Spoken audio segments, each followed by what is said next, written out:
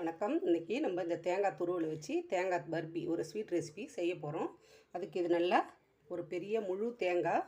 இந்த தேங்காய் வந்து நான் இந்த மாதிரி திருவி எடுத்து வச்சுருக்கிறேன். இப்போ இதை நம்ம அளந்து எடுத்துக்கலாம். இப்போ நான் இந்த ஒரு பவுலில் நான் அளந்து எடுத்துக்கிட்டேன். இதில் வந்து 3/4 அளவுக்கு இருக்குது. இப்போ நான் இதை வந்து வெறும் வாணலில் விட்டு வறுத்து எடுத்துக்கிறேன். சும்மா லைட்டாக ஒரு 2 நிமிஷம் 3 நிமிஷம் லைட்டாக அந்த ஈரத்தன்மை போகிற அளவுக்கு லைட்டாக ஒரு சூடு காமிச்சா போதும்.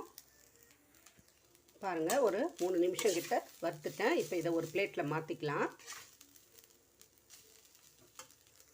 பாருங்கள், இப்போ நான் ஒரு பவுலில் கொட்டி வச்சுட்டேன். அடுத்தது இதே வாணல்லே நான் வந்து இது பாருங்கள், எடுத்த அளவில் விட 3/4 பங்குக்கு நான் வந்து சர்க்கரை சேர்த்துருக்குறேன். இப்போ இந்த சர்க்கரை வந்து மூழ்கிற அளவுக்கு நம்ம தண்ணி ஊற்றிக்கலாம். தண்ணி நிறைய வச்சிட்டிங்கன்னா பாகு எடுக்கும்போது சிரமமாக இருக்கும். அதனால் சர்க்கரை மூழ்கிற அளவுக்கு மட்டும் வச்சுக்கலாம். சர்க்கரை நல்லா கரையட்டும். சர்க்கரை நல்லா கரைஞ்சி ஒரு கம்பி பதம் அளவுக்கு வரணும். அதனால் சர்க்கரை நல்லா கரையிற வரைக்கும் வெயிட் பண்ணலாம். சர்க்கரை நல்லா கரைஞ்சி நுரைச்சிட்டு வருது. இப்போ இதில் 2 ஏலக்காவை நசுக்கி சேர்த்துக்கலாம். நல்லா சுகர் சிரப்பு நல்லா திக்கான பிறகு ஒரு கம்பி பதம் பார்க்க போகிறோம். இப்போ பாருங்கள், நல்லா நுரைச்சி கொதித்து வர பாகு ரெடி ஆகிற மாதிரி ஆகிடுச்சு. இப்போ நம்ம வந்து பாகு செக் பண்ணிக்கலாம். இப்போ இதை எடுத்து ஒரு ஸ்பூனில் ஊற்றிக்கலாம். ஸ்பூனில் ஊற்றும்போது கொஞ்சம் சூடு ஆறி இருக்கும். அப்போ வந்து நம்ம எடுத்து பார்க்கலாம். பாருங்கள், இந்த பதம் கரெக்டாக இருக்கும். இப்போ நம்ம வந்து தேங்காயை வந்து இதில் துருவி வறுத்து வச்சுருக்கிற தேங்காயை இதில் சேர்த்துக்கலாம். இது கூடவே கொஞ்சம் ஒரு ஸ்பூன் அளவுக்கு வாசனைக்காக நெய் சேர்த்துக்கலாம்.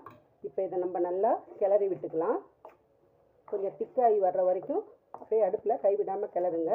நான்ஸ்டிக்காக இருந்தால் உங்களுக்கு ஈஸியாக இருக்கும். இது சாதா வாணல், அதனால் கைவிடாமல் கிளறிக்கிட்டே இருங்க. அந்த பாவு ரெடி ஆகிறதுக்குள்ளே நம்ம ஒரு பிளேட்டில் நெய் தடவி ரெடியாக வச்சுக்கலாம். அப்போ தான் உடனே இதில் கொட்டி ஆற வைக்கிறதுக்கு கரெக்டாக இருக்கும். நீங்கள் பர்பி ட்ரே இது மாதிரி ஏதாச்சும் பவுல் அழகான டிசைன் வேணும்னா அந்த மாதிரி பண்ணிக்கோங்க. நான் இப்போ ஒரு பிளேட்டில் மாற்றிக்கிட்டேன். நெய் தடவி வச்சுருக்கேன். இப்போது இந்த ஸ்டேஜில் ஒரு ஸ்பூன் அளவுக்கு பொட்டுக்கடலை மாவு இல்லைன்னா கடலை மாவு இல்லைன்னா ரவை இது மாதிரி சேர்த்துக்கோங்க. கொஞ்சம் வந்து திக்னஸ் கொடுக்கும் நல்லா. இப்போ இதை நல்லா சேர்த்து கிளறி விட்டுக்கலாம். வறுத்த ரவை இல்லைன்னா கடலை மாவு ஒரு ஸ்பூன் இல்லைன்னா பாதாம் மிக்ஸ் பவுடரு அந்த மாதிரி ஏதாவது சேர்த்துக்கும் போது கொஞ்சம் வந்து நம்மளுக்கு பர்பி டேஸ்ட்டு நல்லாயிருக்கும்.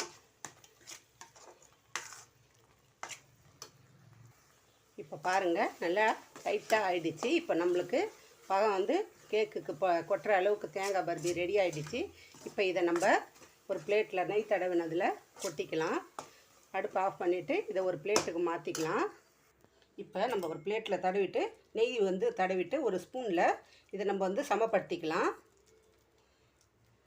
பேக் சைடில் நெய் தடவிட்டு இப்போ நம்ம இதை வந்து பிளேட்டில் நம்ம எந்த ட்ரேயில் போடுறோமோ அதில் வந்து நம்ம சமப்படுத்திக்கலாம்.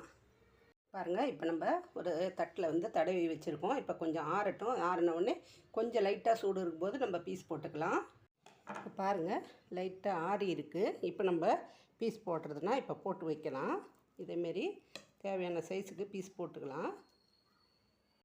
பாருங்கள், நல்லா நம்ம பீஸ் போட்டாச்சு. எந்த சைஸ் வேணுமோ அந்த சைஸுக்கு சின்னதாக கொஞ்சமாக இது கலசத்துக்காய் இது, அதனால் வந்து தேங்காய் வீணாகக்கூடாதுன்னு சொல்லிவிட்டு இது மாதிரி போட்டாச்சு. இப்போ இந்த பர்பியெல்லாம் நம்ம ஆறின உடனே எடுத்துக்கலாம். பாருங்கள், இந்த பர்பி அழகாக சூப்பராக வருது. இதே மாதிரி நம்ம சிம்பிளாக சின்ன தேங்காய் இந்த மாதிரி விசேஷ நாள்லலாம் நம்ம தேங்காய் உடைக்கும் போது இந்த தேங்காயெல்லாம் நிறைய சாமி படைத்த தேங்காயெல்லாம் வேஸ்ட் ஆகாமல் இந்த மாதிரி பர்பி செஞ்சு எடுத்து வச்சுக்கிட்டால் ஒரு ஈவினிங் ஸ்நாக்ஸ் ரெசிபியாக நம்ம யூஸ் பண்ணிக்கலாம். இப்போ இந்த பதிவு பிடிச்சிருக்குன்னு நினைக்கிறேன். இந்த பதிவு பிடிச்சிருந்துச்சுன்னா லைக் பண்ணுங்கள், ஷேர் பண்ணுங்கள். கதம்பம் 2.0 சப்ஸ்கிரைப் பண்ணுங்கள். பக்கத்தில் இருக்க பெல் ஐக்கானை அழுத்துங்க. வாழ்க வளமுடன், நாளும் நலமுடன்.